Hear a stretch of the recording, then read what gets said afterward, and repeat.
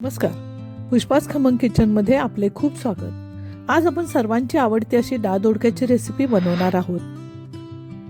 आता या दोडक्याच्या शिरा पिलरने अशा काढायच्या आणि दोडका कट करून घ्यायचा. तसेच कांदा टोमॅटो सुद्धा कट करून घ्यायचा. आता गॅसवर तापलेल्या तेलामध्ये जिरे, मोहरी, हिंग, हळद, कढीपत्ता याची फोडणी तयार करून घेऊया. यामध्ये कट केलेला कांदा आणि टोमॅटो घालून परतून घेऊया.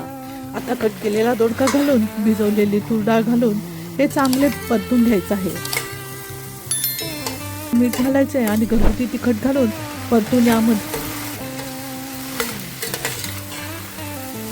त्याचा कूट घालून घ्यायचा आहे. आता यामध्ये 2 ग्लास गरम पाणी घालून 1 टीस्पून सब्जी मसाला घालायचा आहे. आता या डाळ दोडक्यावर झाकण लावून 20 मिनिटं शिजू द्यायचं आहे. यावर कोथिंबीर घालून घेऊ. बघा, आपली डाळ दोडक्याची भाजी तयार. ही भाजी भात, चपाती, भाकरीसोबत खूपच चविष्ट लागते. अशा साध्या, सोप्या, घरगुती रेसिपी पाहण्यासाठी पुष्पास खमंग किचनला सबस्क्राईब करा. ही रेसिपी पूर्ण पाहण्यासाठी खाली लिंक दिली आहे. धन्यवाद.